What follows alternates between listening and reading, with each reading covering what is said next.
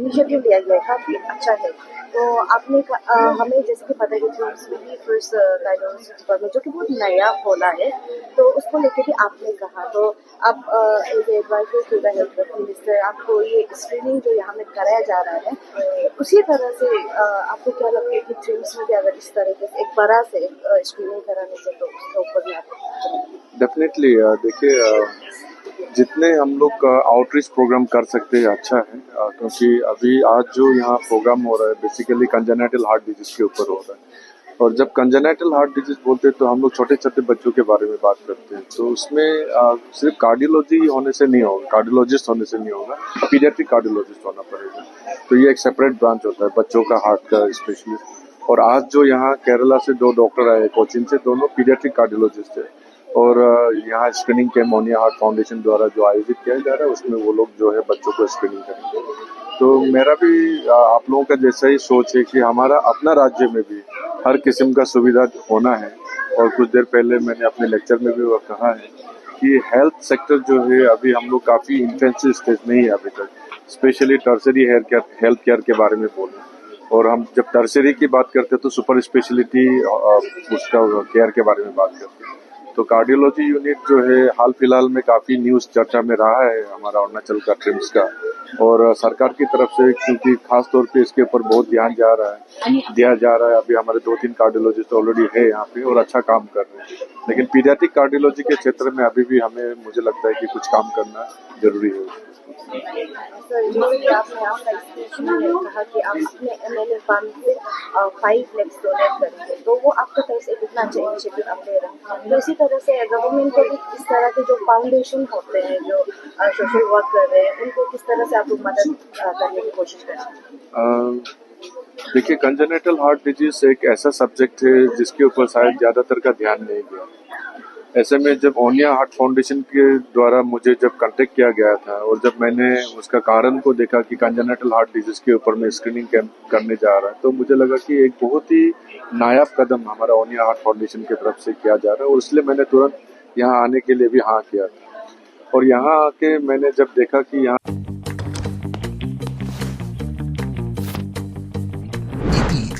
the fastest online food delivery service of Arunachal. Download the app now.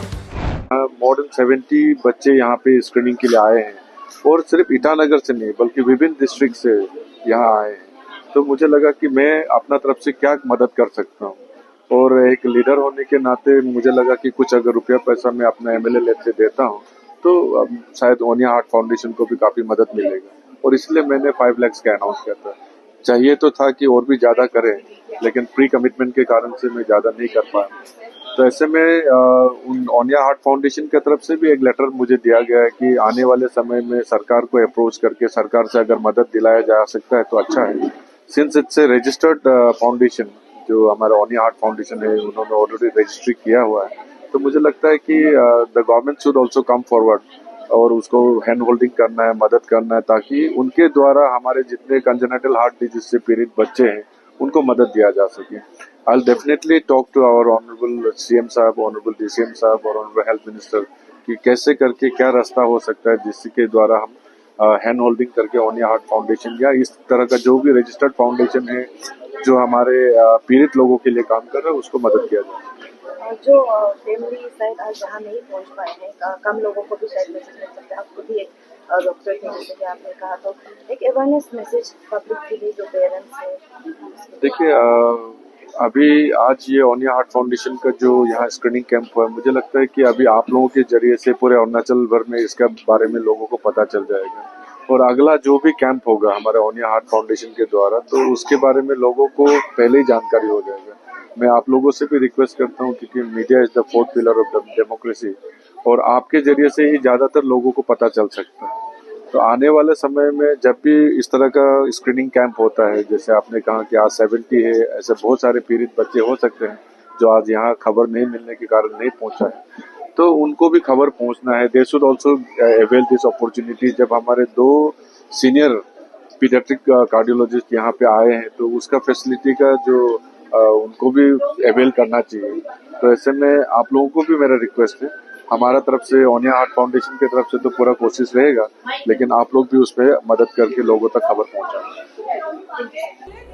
नहीं, मैं क्योंकि मैं खुद एक माँ हूँ जो मेरा बच्चा हार्ट पेशेंट है, उसको लेके बहुत कुछ हम दोनों झेला। उसका बाद इतना सोचा नहीं, लेकिन लास्ट में मुझे हम दोनों को थोड़ा फैमिली ने हम डिसाइड किया। मेरा बेटी जब सेकेंड ऑपरेशन किया तब हमने फैमिली ने हम दोनों बैठ के डिसाइड किया कि ठीक है, तब तो हम हमारे जैसे वाला फैमिली भी बहुत होगा तो उसको हम लोग मदद करेंगे। तो इसलिए मैंने एस्थर मेडिसिटी, जो मेरा बच्चा का डॉक्टर है, डॉक्टर एडनो, डायरेक्टर भी है उधर का और सीनियर कार्डियोलॉजिस्ट है, मैं उनको बताया कि हमारा बच्चे लोग अगर कोई फाइनेंशियली प्रॉब्लम वाला होने से कोई मदद करना चाहे, आपका हॉस्पिटल करेगा क्या? बोला हाँ करेगा, बोला है तो आप ये कर दीजिए। तो मैंने इसलिए उनका सब मीटिंग हुआ हमारा, तब ये जाके आज हमारा जो ये प्री स्क्रीनिंग कैंप को रखा, क्योंकि मैं चाहती हूँ, क्योंकि प्री स्क्रीनिंग भी कम नहीं है, कोई स्क्रीनिंग के लिए भी अफोर्ड नहीं कर सकता है स्क्रीनिंग, तो इसलिए मैं सोचा प्री ही रखूँ। मैं रजिस्टर से लेके सब कुछ प्री रखा,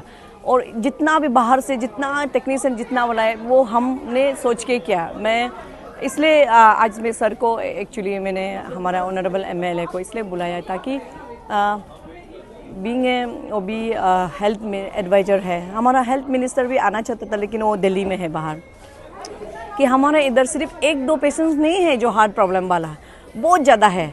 तो हमारे इधर अभी ट्रिम्स में कार्डियोलॉजिस्ट डिपार्टमेंट तो है, लेकिन वो बच्चा का नहीं है, तो ये आगे जाके ये काम करना है इस पे, ये लेवल पे। तो इसलिए सिर्फ हमारा सोच था कि हम किसी को मदद करना है, वो सोच के ये फाउंडेशन खड़ा किया है।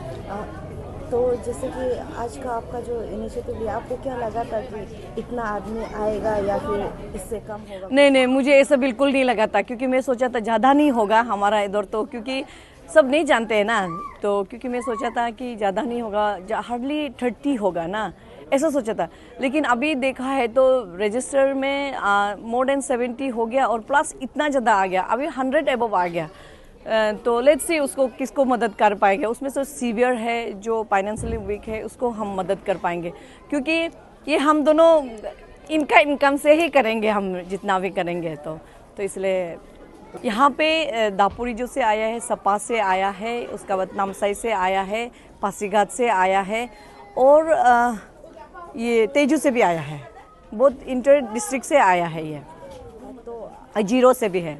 तो आप लोग का जो आप लोग शुरुआत किया है उसको आप लोग आगे और ले जाएंगे, इस तरह के फ्री स्कैनिंग, और आप लोग कब करेंगे? मैं हर साल एक बार रखूँगी, हर साल रखेगा, जब तक मैं जीती हूँ, मैं जब तक जी रहा हूँ ये पे, तब तक मैं ये प्री स्क्रीनिंग को रखूँगी। जैसे कि हमारे जो आज गेस्ट आए थे महेश चाय, उन्होंने भी कहा है कि आप लोग का रजिस्टर्ड NGO सोसाइटी है, तो इसको लेके वो भी सरकार से ज़रूर बात करेंगे, तो उसका ऊपर में आप सरकार के लिए एक मैसेज अगर दे पाएँ। अगर मुझे सरकार मदद करता है तो बहुत अच्छा बात है, कोशिश करूँगी अगर सरकार से भी मदद ले ले, लेकिन हम ज़्यादातर ये तो हमारा फैमिली डिसाइड किया था एक प्री करने के लिए। अगर सरकार का अगर सर मुझे ये बोला कि आप लोग भी सोचेंगे तो वेलकम, मैं उन लोग से मदद, क्योंकि इतने लोग को तो मैं अकेला मदद नहीं कर पाएगा, क्योंकि मुझे अभी लगा क्योंकि बहुत ज़्यादा है, मैं सोचा 1-2 है, इसलिए इस बार हम लोग 10 पेशेंट को रखा, तो अभी देखा इतना ज़्यादा है, मोर देन 100 हो गया, तो इट्स नॉट पॉसिबल। ऐसा है, ऐसे नहीं है कि हम दोनों बहुत वेल डू वाला है, बहुत ये है, ऐसा नहीं है। हम दोनों भी जैसा तैसा जो कमाता है बस इतना है, हम खाने को मिलता है, रहने के है, बस उसी में है, उसी से जो निकलता है वो हम मदद करेंगे। मेरी त्वचा बातें करती है औज्ज्वलता और कोमलता की भाषा में, और उस भाषा का सीक्रेट कोई मॉइस्चराइजर नहीं, इटालियन ऑलिव ऑयल और जड़ी बूटी के गुणों से समृद्ध Jack olive oil body oil है। जैक ऑलिव ऑयल, कविता जैसी त्वचा जगाए मन में नए सुर।